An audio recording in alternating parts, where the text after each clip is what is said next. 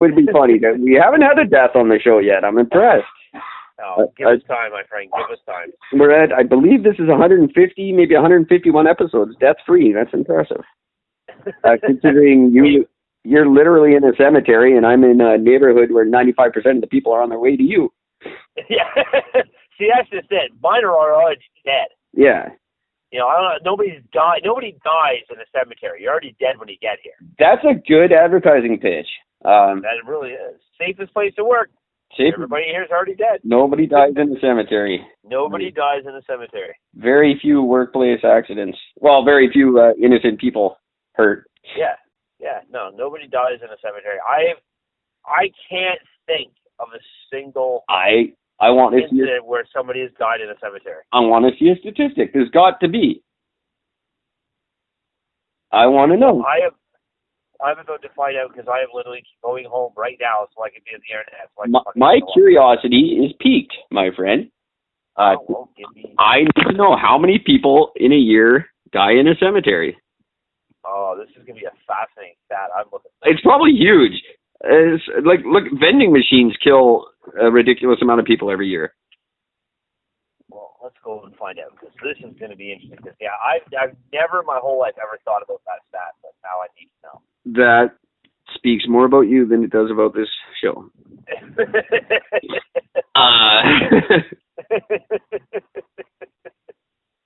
I've been getting, by the way, while I'm waiting to get in there, I've been getting a rash of Facebook requests over the last fucking week from a whole bunch of random fucking, like, women with those fucking... Oh, the nude photos? Well, just like the webcamming and shit. Yeah, I've been getting a bunch too. Is it something we're doing? I wonder. I don't know, but it's all of a sudden I've just been getting a fucking rash. I'm thinking, why are you hitting me up? You've got one post, which is your profile picture, and the profile picture is, hey, wanna fuck? Oh, no. I'm not getting those ones. Oh, yeah, no, I'm getting a bunch of those. They're like literally direct to say, hey, I want to fuck, let's fuck. No, I don't get those anymore. I just get the ones that, like, you can see my nude pictures at www.didn'tfinishhighschool.com or whatever it is. Didn'tfinishhighschool.com. Okay, how many people have died? How many people do die? Oh, yeah. You do yours, I'll do mine. How many people die in cemeteries? Oh, one of my all-time favorite bands. No, all joking aside, Silverchair, I think, is one of the most fantastic bands ever in the history of time. But that cemetery song bugged the shit out of me. Because he kept saying cemetery, and it just drives me nuts. He'd say, I live in a cemetery. It's a cemetery. God damn. Well, I found it. Dying out of a cemetery. How many people die while visiting a cemetery each year? In the U.S. Okay, so are there statistics of this kind? I'm seeing there's not readily... Almost none, but you won't find any numbers. We're reading the same article. Yeah. You're the, it's Ask Meta filter?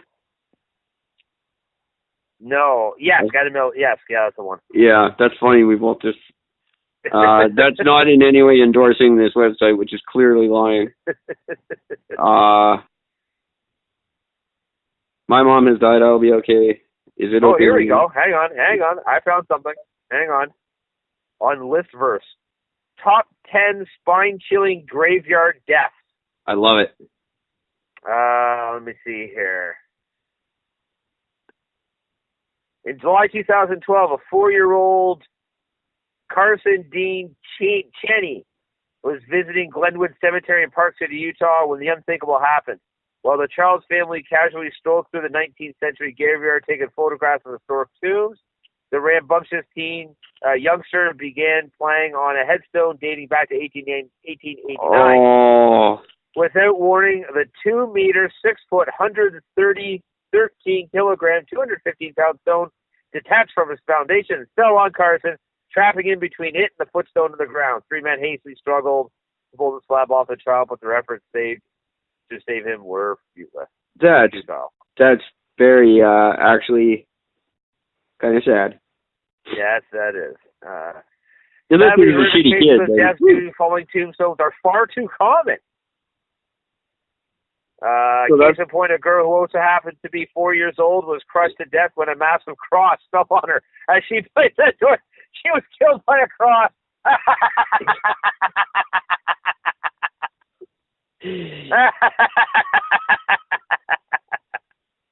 In 2013, the groundskeeper in Edinburgh, Texas cemetery was killed instantly after he was crushed by a tombstone weighing 900 kilograms. Why do you have a 900-kilogram tombstone? Why do you need that? You selfish bastards. Because there's no reason. It's a ridiculous waste of money. And it's land. The thing that people don't account for is how much land is wasted on these giant death fields. Like, it's absurd. Dude, listen to this. Hang on just a second before I read this one. This just sounds amazing. As Gord's trying to find that out, if you want to hear more of Gord laughing at the tragic deaths of children, you should try listening in on radiopublic.com. Radio Public, it finds ways for you to find shows like ours. And when you do so, everybody benefits. We need more shows where we laugh about 4-year-olds dying in cemeteries. And if 4-year-olds dying in cemeteries isn't your thing, you can turn Radio Public onto radio mode and maybe find a show a little more life celebrating and less death laughing after you listen to ericandgord.com. Radio Public doesn't require any password, any sort of login. You just download the app from either the iTunes or the Google that's the only two. And you download the app, you're good to go right out of the gate. It works anywhere in the world, and they have a commitment to helping podcasters like us do a little better. So when you listen on radiopublic.com, everybody benefits. Head over to the App Store now, and when I say head over, I mean move your arm 4 inches and click the goddamn App Store button. Don't make me come there and do it for you, because I will. Download Radio Public today. You know who it doesn't benefit? A 4-year-old that got crushed by a monument. Well, in a way it does, because we're honoring their memory by talking about them. That's right. All right, you ready for this? I got to read this. You're going to love this shit. Yeah, okay. Now carry on with the hilarious accidental deaths. At 3:30 p.m. on an August day in 2016, Batavia cemetery caretakers in Batavia, New York, stumbled upon 2 dead bodies lying in the midst of a graveyard headstone. Drug paraphernalia was strewn around their corpses. However, it was apparent by the physical state of the bodies that their demise was not related to drugs.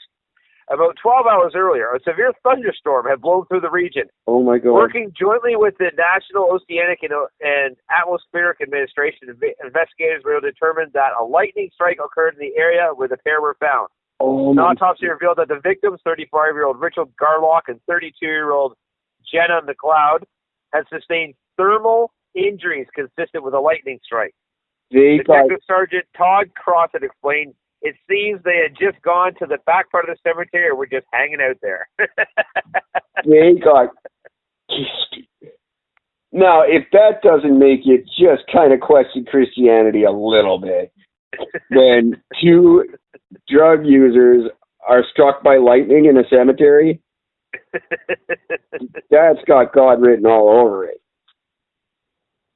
That's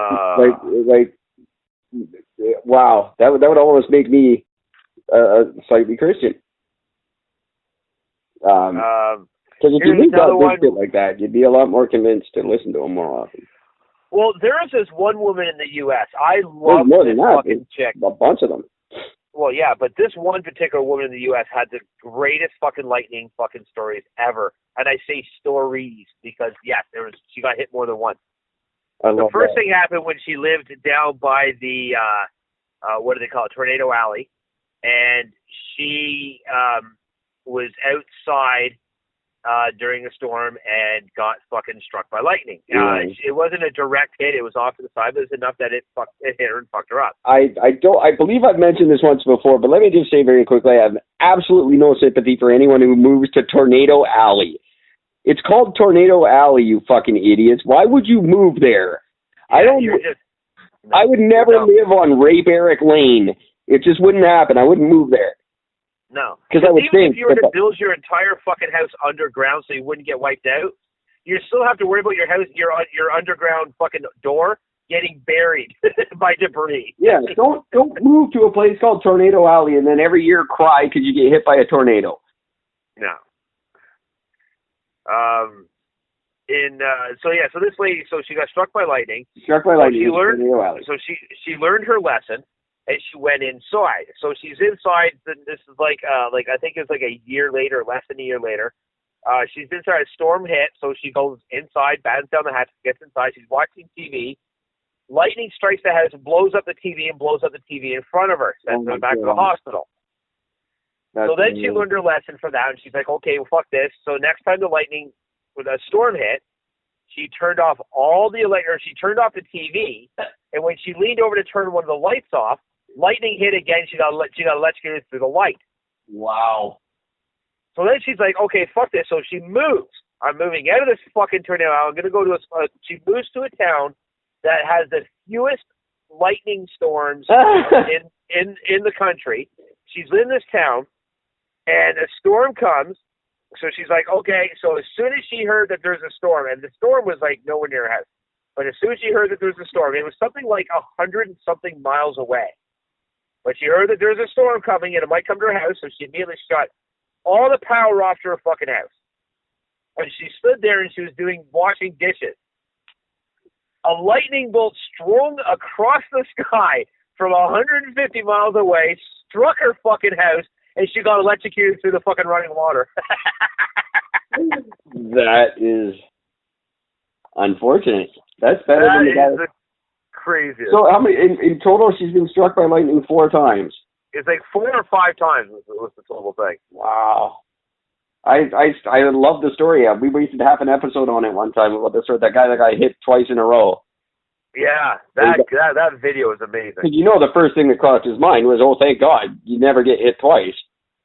I'm okay. And then, bam, instantly, just as he was saying that to himself. No, they say you're never going to get struck twice in the same spot. He did manage like 2 steps before he got hit a second time. So technically, they're right. Now, could you imagine the swearing that comes out of this woman's mouth the 4th time she gets struck by lightning? Oh, when she's got all the power cut to her house, and she's done everything she can possibly do to avoid electricity. And goddamn, it skips 150 miles across the sky. You remember those Time Life things they used to advertise on TV? Oh, someone gets a pain in their wrist just as someone cuts their finger. Coincidence? And you'd be like, yeah, it fucking totally is. Yeah. With the many people on the planet, yeah, it's called coincidence. But come on, to get that 4th one's on purpose. Someone's doing that. That's not nature. That's intelligent design. It's got to be. There's no lightning skips 150 miles or meters, whatever it was, just to land in her sink. Yeah, there's something behind amazing. That. Yeah, you're meant to die. That's Final Destination stuff right there. Remember the Final Destination movies? Yo, fucking right, man. I was a big fan of those. Things that make you go, Here we go. September 2nd, 2016 was the last day of Ray Del Hurt Jr.'s life. On that fateful afternoon, a 10-year-old from Davenport, Iowa, was riding his bicycle on a steep hill in Fairmont Cemetery when he crashed while making a sharp turn. His body was discovered later in the day by a man who had lost his own 11-year-old son to drowning. Oh, my God. Interestingly enough, this is where the beginning of eerie coincidences or perhaps angelic messages from beyond the grave. Okay. On the morning that Radel died, his mother, Stephanie Barker, had framed a painted self-portrait of Radel that had been hanging on the refrigerator for months. In a prophetic art, Radel depicted himself flying through the air between 2 trees after falling from his skateboard on a curved road. Oh, Jesus. Following the boy's funeral, loved ones began finding dimes on a constant basis. For those that don't know, finding a dime is supposed to be symbolic of a loved one basically sending you a message to say, hey, I'm here and I'm fine and you're cool. And it's bad luck to pick them up. No, it's not. It's actually good luck to pick them up. You're actually supposed to pick them up and collect them. No. Leave them.